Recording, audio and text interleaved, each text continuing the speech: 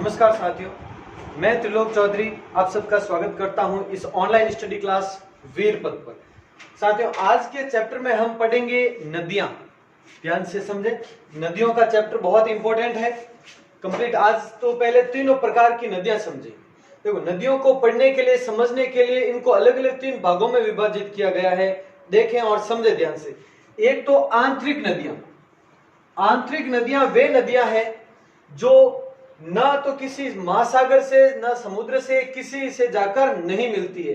वे अपने बहाव क्षेत्र तक रहती है और फिर अपने आप वह समाप्त हो जाती है, विलुप्त हो जाती है। वे होती है आंतरिक नदियां। राजस्थान में आंतरिक नदियां जो हम अभी पढ़ रहे हैं, इसके बारे में समझेंगे। एक होती है अरब सागर में जल ले जाने वाली नदियां। कुछ नदियां ऐसी है जो राजस्थान में बहते हुए अन्य राज्यों में भी बहते हुए राजस्थान में आगे अन्य राज्य में जाकर अंतिम रूप से अरब सागर में जाकर मिलती है।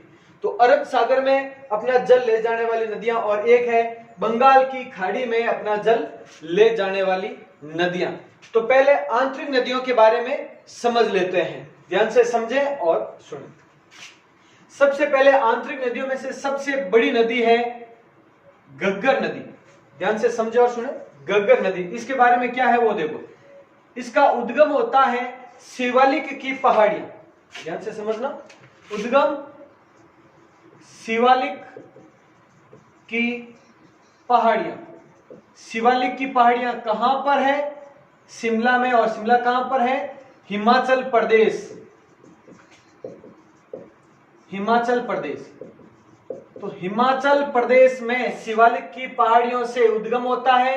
थोड़ा सा भाग हरियाणा का थोड़ा सा भाग लगता है, यानी हरियाणा से होते हुए पंजाब, और फिर पंजाब से ही आगे आगे होते होते ये नदी यहां से प्रवेश करती है राजस्थान में हनुमानगढ़। ध्यान रखें, राजस्थान के हनुमानगढ़, यानी यहां पर ज्यादा क्षेत्र पंजाब में जाता है इसका, और थोड़ा सा हरियाणा में भी। तो पंजाब हरियाणा में बहते हुए हिमाचल प्रदेश से उद्गम, और पंजाब हरियाणा में बहते हुए ये राजस्थान में प्रवेश करती है। राजस्थान में जहां पर ये प्रवेश करती है वो क्षेत्र है, वो है तलवाड़ा। ध्यान से सुनना, तलवाड़ा हनुमानगढ़ में है। तलवाड़ा टीबी तहसील, यहां पर ये तलवाड़ा टीबी तहसील हनुमानगढ़, यहां से राजस्थान में प्रवेश करती है। यहां से फिर ये आगे जाती है, और आगे जाते जाते बटनेर, हनुमानगढ़ में ही बटनेर दुर्ग आपने सुना होगा, बटनेर तक जाकर ये थोड़ी सी रुक जाती है, यानी यहां पर ही बहती है बटनेर तक। अब क्या है, बारिश होती है तो बारिश के समय ये और आगे बढ़ती है, और यहां पर अनूपगढ़ और सूरतगढ़, ध्यान रखें, अनूपगढ़ और सूरतगढ़ है। यहां पर अनूपगढ़ सूरतगढ़ कहां पर है? गंगानगर में। ये दोनों क्षेत्र है गंगानगर में। तो यहां तक ये नदी बहती है। अब ज्यादा बाढ़ आने पर, यानी हमेशा तो सामान्यतः यह सिर्फ और सिर्फ कहां तक? बटनेर तक जाती है। उसके बाद बारिश होने के समय में यह अनूपगढ़ सूरतगढ़ तक जाती है। लेकिन तेज बाढ़ आने पर, इस नदी में बाढ़ आने पर यह नदी और आगे बढ़ते बढ़ते पाकिस्तान में फोर्ट अब्बास तक जाती है। पाकिस्तान के फोर्ट अब्बास तक जल ले जाती है। ध्यान रखना, महत्वपूर्ण है। फोर्ट अब्बास तक अपना जल ले जाती है ये नदी। और पाकिस्तान में जाने के समय इसी नदी को क्या कहते हैं? हकरा नदी कहते हैं। ध्यान रखना। और यहां पर यह नदी है कौन सी? घग्गर नदी। घग्गर नदी के बारे में बता रहा हूं मैं आपको। इसी को मृत नदी भी कहते हैं। ध्यान, इसी को मृत नदी भी कहते हैं, दृष्टद्योति नदी भी कहते हैं, लेटी नदी भी कहते हैं, सोतर नदी भी कहते हैं। इसके कई सारे नाम हैं। अब देखो, नट नदी भी कहते हैं इसको। ये सब हम डिटेल करेंगे तब पढ़ेंगे। अभी मैं सिर्फ आपको ये बता रहा हूं कि किस नदी की लोकेशन कहां पर है।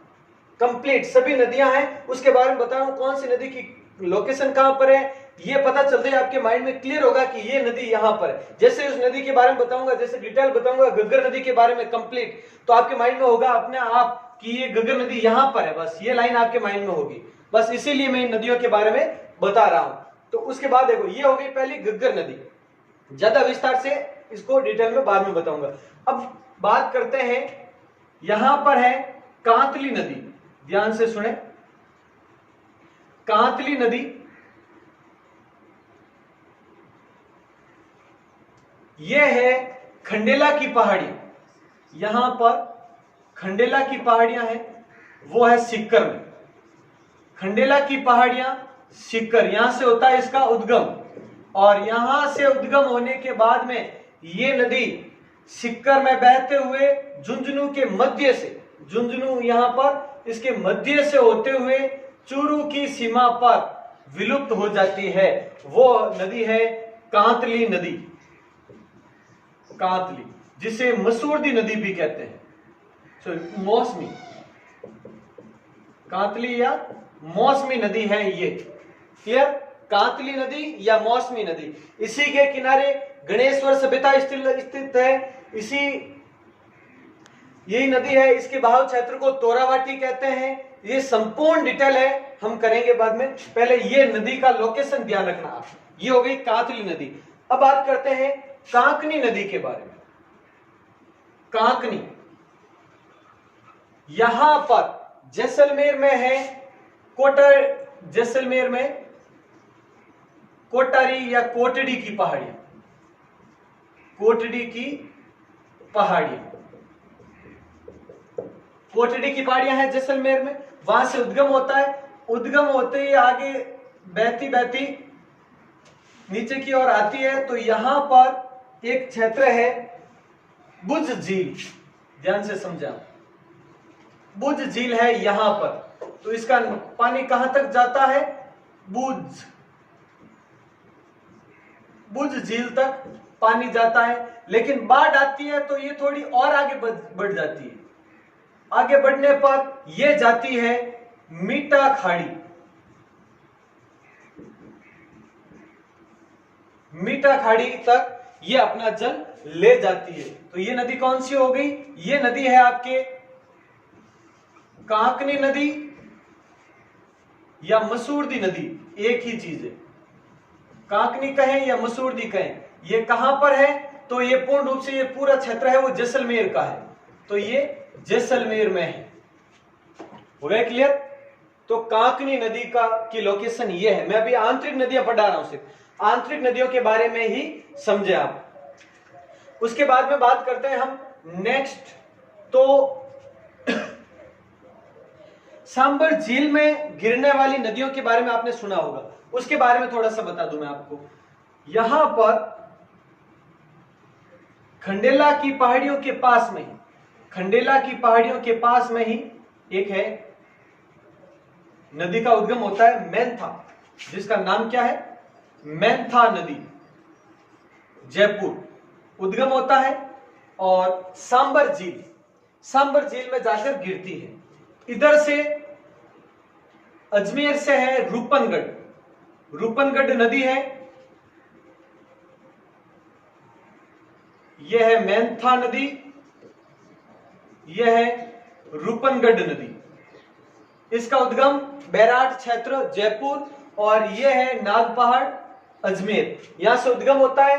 अब रूपनगढ़ की ही सहायक नदी है खारी, और मेंथा की सहायक है खंडेला। तो चार नदियां मेंथा, रूपनगढ़, खारी, खंडेला। तो मेंथा नदी इधर से बहती है, रूपनगढ़ इधर से, खारी है रूपनगढ़ की सहायक और खंडेला है मेंथा की सहायक नदी। तो ये हो गई दो, और चारों नदियां कहां पर? सांबर झील में गिरती है। यहां पर ये सांबर झील है, तो सांबर झील में गिरती है ये चारों नदियां। ध्यान रखना, सांबर झील में गिरने वाली नदियां कौन सी, क्रम कौन सा आया हुआ है एग्जाम में क्वेश्चन। ये हो गई इन चारों नदियों का क्रम। अब एक बात करते हैं साबी नदी। साबी नदी जयपुर में ही सेवर की पहाड़ियां से, सेवर की पहाड़ियां हैं यहां पर, तो वहां से इसका उद्गम होता है, सेवर की पहाड़ियों से। ये साबी नदी सेवर की पहाड़ियों से उद्गम होता है, और उसके बाद यहां से उद्गम होने के बाद में ध्यान से समझें, ये जयपुर और अलवर में होते हुए फिर हरियाणा में चली जाती है, हरियाणा में चली जाती है ये नदी साबी। तो एक तो ये बाढ़ में अपनी विनाश लीला के लिए प्रसिद्ध है। और एक ध्यान रखना, सभी नदियां इधर से आती जरूर है। देखो, एकमात्र उत्तर की ओर से आने वाली नदी कौन सी? घग्गर नदी। एकमात्र हिमालय से आने वाली नदी कौन सी? घग्गर नदी। एकमात्र नदी इधर से आती है और एकमात्र नदी उत्तर की ओर से जाती है, वो साबी नदी है। बाकी सभी नदियां इधर से जाएगी, इधर से जाएगी, लेकिन इस ओर से कोई भी नदी बाहर नहीं जाएगी। एकमात्र है वो ये नदी है, और उधर से आने वाली नदी भी ये है। तो ध्यान रखना, इंपॉर्टेंट पॉइंट्स है ये इन दोनों के बारे में, ये जाने वाली और ये आने वाली नदी एकमात्र। अब आंतरिक नदियों में लास्ट इंपॉर्टेंट है वो है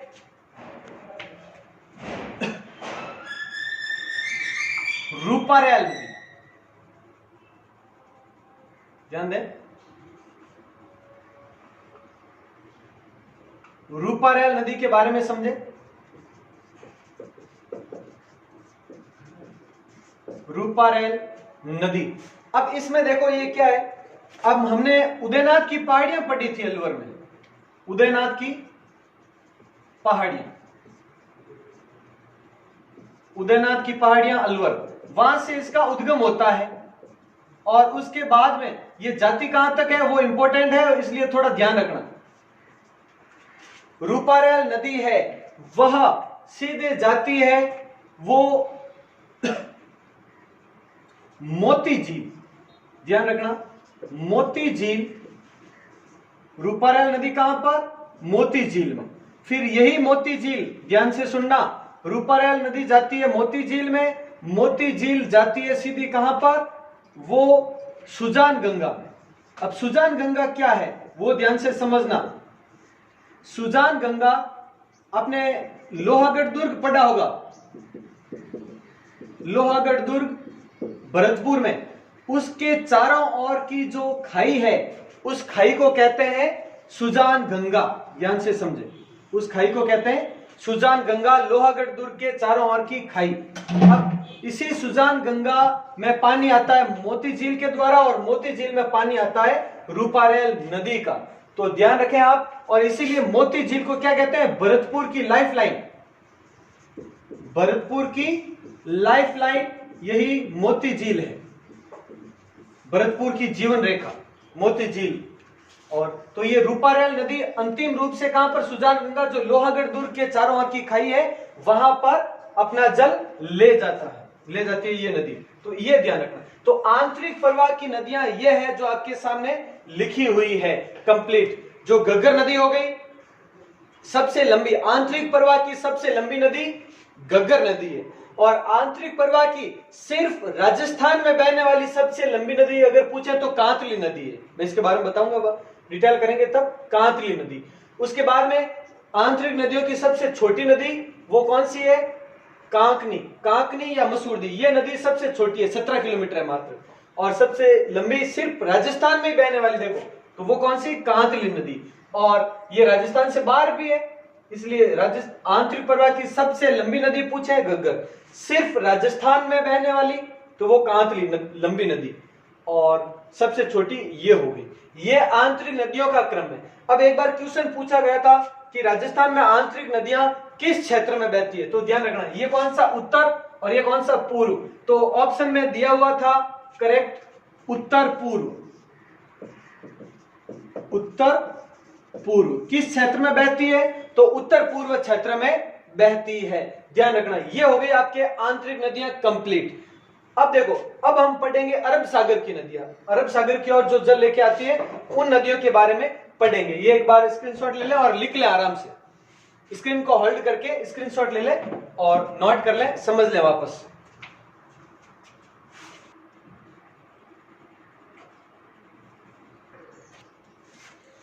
अब बात करते हैं अरब सागर की ओर जल ले जाने वाली नदियों के बारे में। ध्यान से समझना और सुनना। जो आंतरिक नदी हो गई, अब इधर यहां पर सबसे पहली नदी के बारे में बात करते हैं, लूणी नदी के बारे में। लूणी नदी यहां पर है, उद्गम स्थान के बारे में अगर बात करें तो इस जगह पर आपके है नागपहाड़ अजमेर। नागपहाड़ अजमेर, अजमेर से एक नदी निकलती है जिसका नाम उस समय जब ये वहां से निकलती है तो उस समय इसका नाम हो जाता है, इसका नाम रहता है सागरमती। सागरमती या साकरी नदी। सागरमती ध्यान रखना, साबरमती नहीं, साबरमती इधर पढ़ेंगे अभी हम। यह है सागरमती, सागरमती नदी या साकरी नदी कहते हैं इसको। उसके बाद देखो यहां से ये नदी निकलती है और इधर एक जिला है नागौर, यहां पर ये नागौर क्षेत्र वहां से है। तो कौन कौन से जिले में ये बहती है वो सब ध्यान से समझना। ये नागौर, पाली, जहां पर ये बहती है वो चलती है, वो ध्यान से समझे। उसके बाद में यहां पर बहते हुए जोधपुर, तो चौथा जिला कौन सा, जोधपुर। अजमेर, नागौर, पाली, जोधपुर, 4 हो गए। उसके बाद में बाड़मेर, बाड़मेर, और उसके बाद में जालोर। इन जिलों में यह बहती है और यहां से निकल जाती है। तो ये लूणी नदी, लूणी नदी 6 जिलों में, ध्यान रखना 3 ऐसी नदियां हैं राजस्थान की, कहते हैं कि सर्वाधिक जिलों में बहने वाली नदियां, तो 3 नदियां हैं। पहली तो हो गई लूणी, एक चंबल और बनास के बारे में भी बात करेंगे हम, उधर बंगाल की खाड़ी की नदियां पढ़ेंगे तब। पहले इधर देख लो, ये तो सागरमती नदी, साकरी नदी। इसके बाद में आगे चलकर इसी को लूणी नदी भी कहा गया, लूणी नदी। अब इसे लवणवती भी नदी भी कहते हैं, लवणवती नदी। आधी खारी आधी मीठी नदी, आधी खारी आधी मीठी नदी, आधी खारी आधी मीठी नदी। अभी ये सब क्यों कहा जाता है वो ध्यान से समझे आप। यहां पर जब, और ये भी क्वेश्चन पूछा जाता है इससे संबंधित कि जब नागपाड़ क्षेत्र में बारिश होगी तो बाढ़ कहां पर आएगी, ऐसा क्वेश्चन भी एक आध बार पूछा गया था और काफी स्टूडेंट्स ने भी ऐसा क्वेश्चन पूछा, तो उससे संबंधित ध्यान से समझे। सुने आप, यहां से बहते बहते यहां पर है बाड़मेर का बालोतरा, बाड़मेर का बालोतरा क्षेत्र है इस जगह पर। उसमें क्या है कि एक तो ये इस समुद्र तल से नीचे, ये नदी का जो पैंदा है, तल है, उससे नीचे बसा हुआ नगर है। राजस्थान के 2 नगर जो पास से गुजरने वाली नदी के तल से नीचे है, एक तो बाड़मेर का बालोतरा और दूसरा है हनुमानगढ़ जंक्शन। घग्गर नदी अभी हमने पढ़ी, उस घग्गर नदी के तल से नीचे है हनुमानगढ़ जंक्शन, ये 2 ध्यान रखना, घग्गर नदी से हनुमानगढ़ जंक्शन और लूणी नदी से बालोतरा। अब एक पहला कारण ये, दूसरा कारण नदी में यहां पर बालोतरा के बाद में ये जालोर की ओर इस तरह से मुड़ती है, एक मोड़ है, और इस मोड़ के कारण जैसे ही पानी तेज बहाव से आता है, बाढ़ आती है तेज बहाव से, तो मोड़ जैसे गाड़ी लेकर जाते हैं तो भी हम सीधे एकदम नहीं मोड़ सकते, स्पीड है तो सीधे जाते हैं कांटों में। तो वही बात यहां पर है, वो पानी उस क्षेत्र में, बालोतरा क्षेत्र में चला जाए, इस कारण से बाढ़ यहां पर आती है। पहला है बालोतरा इसलिए प्रसिद्ध, दूसरा बालोतरा से पहले इस नदी का जल है वो खारा, बाद में मीठा हो जाता है, तो इस कारण से आधी खारी और आधी मीठी नदी कहते हैं इसको, पहले खारा बाद में मीठा हो जाता है, तो ये कारण। तो ये हो गई जोजरी नदी, एक ध्यान रखना, नागौर से यहां तक बहती है एक जोजरी नदी, और उसकी विशेषता यह है नागौर से इसका उद्गम होता है और जोधपुर में आकर ये मिल जाती है लूणी में।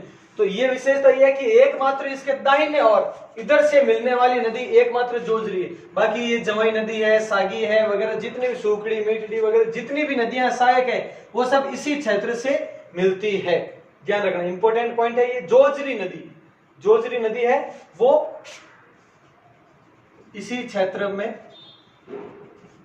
बहती है, और जो इसकी सहायक नदी और दाएं ओर से मिलने वाली, दाएं ओर से सहायक नदी जो मिलती है वो जोजरी नदी है। ये हो गया लूणी नदी के बारे में। अब बात करते हैं नेक्स्ट, अगली बात करें पश्चिम बनास की। पश्चिम बनास नदी, अब इसके बारे में क्या प्रसिद्ध, क्या सुने आप ध्यान से। इसका उद्गम, सबसे पहले तो इसका उद्गम सनवाड़ा गांव की पहाड़ियां सिरोई, सनवाड़ा, सिरोही, ये तो है इसका उद्गम।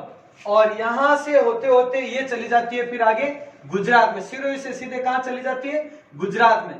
और मतलब पश्चिम बनास के बारे में बात कर रहे हैं। बनास नदी अलग है, पश्चिम बनास अलग है, तो ध्यान रखना। अब ये यहां पर दोनों नदियां जाती कहां पर है? तो ध्यान रखना, ये दोनों नदियां जाती है कच्छ में, कच्छ की खाड़ी, कच्छ की खाड़ी में जाती है लूणी और पश्चिम बनास। लूणी, पश्चिम बनास दोनों नदियां कच्छ की खाड़ी में जाती है। अब बात करें अगली नदी। अगली नदी है आपके साबरमती नदी। साबरमती, साबरमती नदी का उद्गम स्थान है वो है गोगुंदा की पहाड़ियां। गोगुंदा की पहाड़ियां उदयपुर, यहां से इसका उद्गम होता है। और उसके बाद में ये बहते बहते आगे चली जाती है। यहां पर है एक खंबात की खाड़ी, खंबात की खाड़ी, समझे ध्यान से। और ये कौन सी नदी हो गई? ये है साबरमती नदी। ये ऐसी नदी है जिसका उद्गम तो राजस्थान से होता है, पानी राजस्थान से लेकर जाती है, लेकिन गुजरात की प्रसिद्ध नदी है साबरमती नदी। साबरमती आश्रम, साबरमती के बारे में सुना होगा, गुजरात बहुत प्रसिद्ध है। तो साबरमती नदी का प्रारंभ है, उद्गम है, वो राजस्थान से होता है, गोगुंदा की पहाड़ियां उदयपुर से, लेकिन ये गुजरात की प्रसिद्ध नदी है। ये भी क्वेश्चन आया हुआ है और आ सकता है कि राजस्थान से जल ले जाने वाली लेकिन गुजरात की प्रमुख नदी कौन सी है? साबरमती नदी है, जो कि बाद में खंबात की खाड़ी में मिल जाती है। ये हो गया, ये दो छोटी छोटी नदियां जो इसमें, ये सिरोही में, ये उदयपुर में, ये 6 जिलों में से। अब बात करते हैं एक प्रमुख नदी माही नदी के बारे में। माही नदी के बारे में बात करते हैं। माही नदी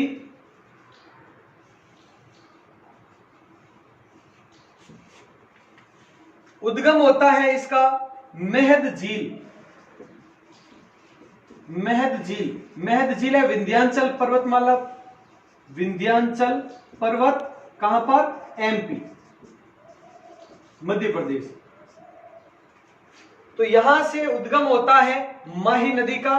और ये फिर यहां पर आने के बाद में इस स्थान पर एक है खांदू नामक गांव है, खांदू, बांसवाड़ा में। यहां से ये प्रवेश करती है राजस्थान में। खांदू बांसवाड़ा से ये राजस्थान में प्रवेश करती है। इसके बाद में ये बांसवाड़ा, प्रमुख बांसवाड़ा क्षेत्र है, फिर डूंगरपुर थोड़ा सा, तो बांसवाड़ा डूंगरपुर क्षेत्र में बहते हुए ये जाकर मिल जाती है किसमें? खंबात की खाड़ी में। अब एकमात्र नदी जो अरावली पर्वतमाला के दाहिने और यानी एमपी, मध्य प्रदेश से उद्गम होता है, लेकिन मिलती जाकर गुजरात में है। मध्य प्रदेश से होते हुए राजस्थान में बहते हुए फिर गुजरात के आगे बहकर खंबात की खाड़ी में मिल जाती है। और इसी की 2 सहायक नदियां हैं, ध्यान रखना, प्रमुख सहायक नदियां। एक तो इधर बिछामेड़ा की पहाड़ियों से उद्गम होता है सोम नदी, सुना होगा आपने सोम नदी का, इसकी सहायक नदी है सोम नदी, जिसका उद्गम बिछामेड़ा की पहाड़ियों से होता है। और ये डूंगरपुर के नेवटपुरा गांव में जाकर एक वेणेश्वर धाम में जाकर मिलती है।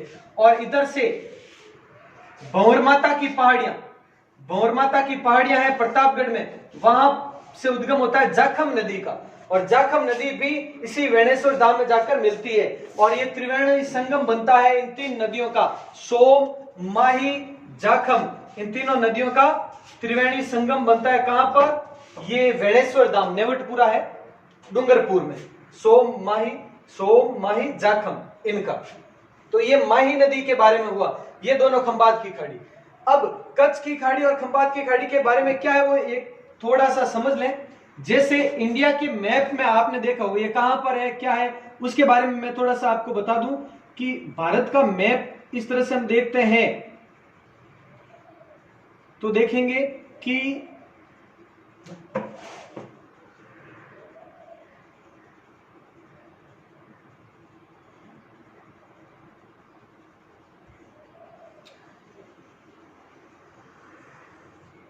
दक्षिणी भाग इस तरह से, यहां पर 2 अलग अलग क्षेत्र है। देखो इन क्षेत्रों में गुजरात वगैरह यहाँ पर आ जाता है, राजस्थान यहाँ पे आ जाता है। तो यहाँ पर एक है वो कच्छ की खाड़ी है और एक यहाँ पर है वो खंबात की खाड़ी है। भारत के मैप पर आप देखोगे तो इस जगह पर यहाँ पर दो अलग अलग अब देखना जगह है थोड़ी सी, तो वहां पर ये कच्छ की खाड़ी और खंबात की खाड़ी है। तो ये लूणी और पश्चिम बनास कहां पर, कच्छ की खाड़ी में जल ले जाती है। साबरमती और माही नदी है वो कहां पर, खंबात की खाड़ी में जल ले जाती है। और कच्छ की खाड़ी और खंबात की खाड़ी दोनों जाकर कहां मिलती है, अरब सागर में मिलती है। तो इधर वाली ये जो भी नदियां हैं और इनकी सहायक नदियां जिनके बारे में पूरी डिटेल करेंगे, वो सभी नदियां अपना जल फाइनली अरब सागर में लेकर आती है। तो ध्यान रखें, लूणी, पश्चिम बनास, साबरमती, माही। ये भी क्वेश्चन पूछ लेते हैं कच्छ की खाड़ी में जल ले जाने वाली नदी कौन सी है, तो लूणी, पश्चिम बनास ये दोनों हैं और इसकी सहायक नदियां सभी। और खंबात की खाड़ी में साबरमती, माही और इनकी सहायक नदियां, और ये सब अरब सागर में। पूरी डिटेल करेंगे। इसके बाद में हम लूणी नदी और इसकी सहायक नदियों के बारे में, इनके बारे में पूरी कंप्लीट करेंगे। तो ये एक स्क्रीनशॉट ले लें आप, ये होगी अरब सागर में जल ले जाने वाली नदियां। इसके बाद में अब हम पढ़ेंगे बंगाल की खाड़ी में जल ले जाने वाली नदियां, जो अब हम पढ़ेंगे। इसके बाद में अब हम पढ़ने वाले हैं, तो आराम से स्क्रीनशॉट ले लें। चलो अब बात करते हैं हम बंगाल की खाड़ी में जल ले जाने वाली नदियों के बारे में। आंतरिक नदियां पढ़ ली, अरब सागर में जल ले जाने वाली नदियां पढ़ ली। इधर वाली अब यहां पर जो जल ले जाती है वो सबसे प्रमुख नदी, ध्यान से समझना, सबसे प्रमुख नदी है राजस्थान की भी और पूरे पश्चिमी भारत की, वो है चंबल नदी। ध्यान से समझे, चंबल नदी। इसका उद्गम है जानापाव की पहाड़ियां, जानापाव की पहाड़ियां, मध्य प्रदेश, विंध्याचल पर्वतीय है यहां पर भी, मध्य प्रदेश, यहां से इसका उद्गम होता है।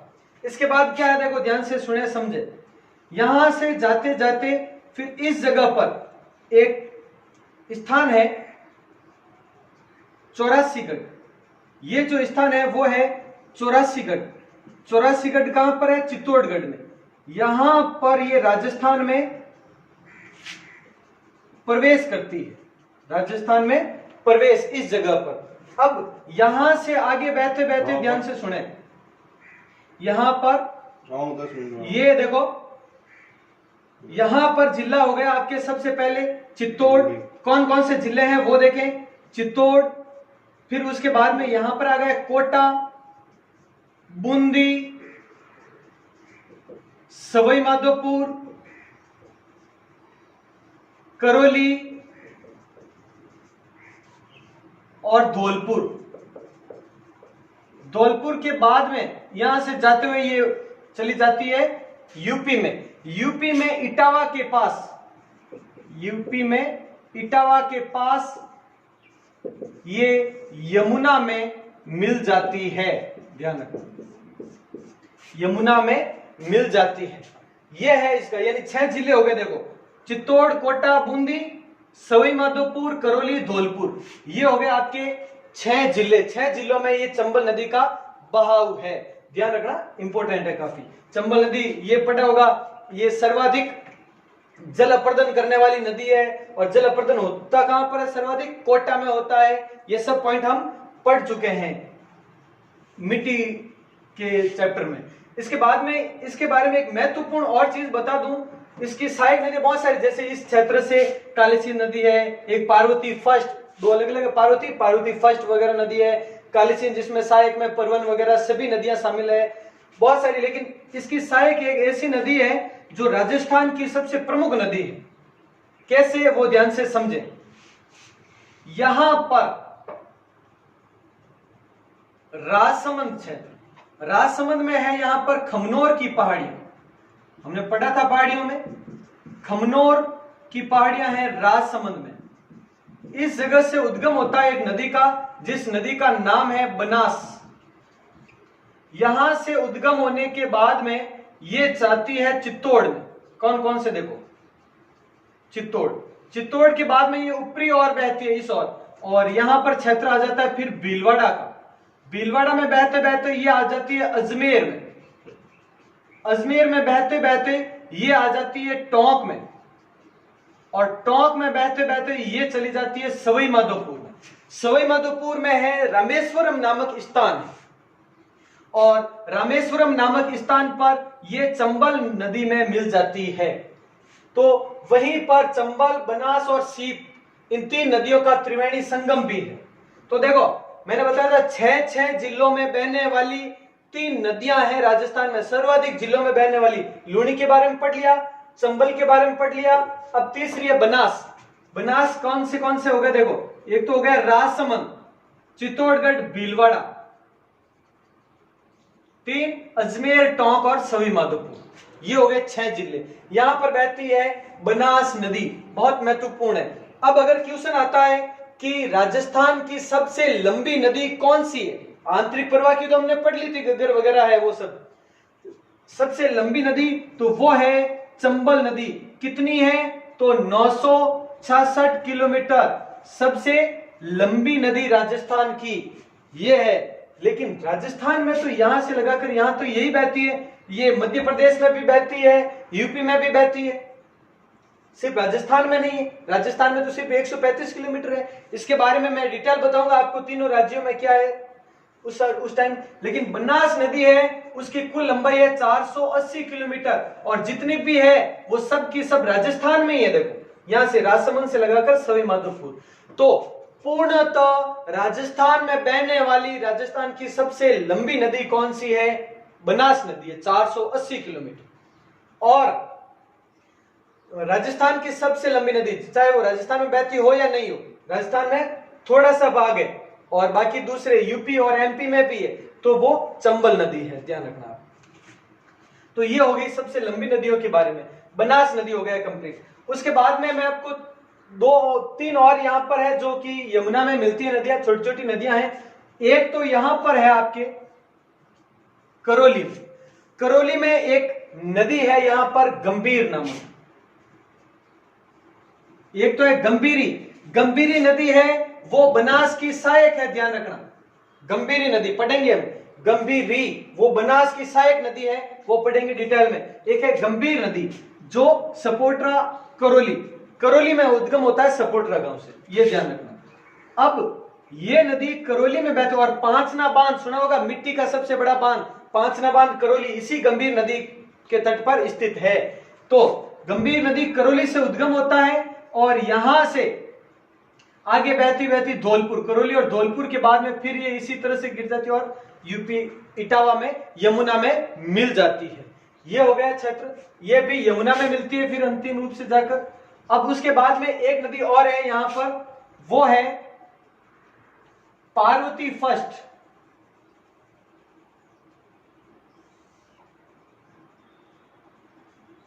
पार्वती, देखो 2 नदी है पार्वती, एक तो चंबल की सहायक नदी भी है वो अलग है, और एक पार्वती है वो धौलपुर में, धौलपुर से ही उद्गम होता है और उसके बाद में इसे धौलपुर और यूपी की सीमा बनाते हुए, धौलपुर और यूपी की सीमा बनाते हुए इस तरीके से चलते हुए वो यमुना में मिल जाती है।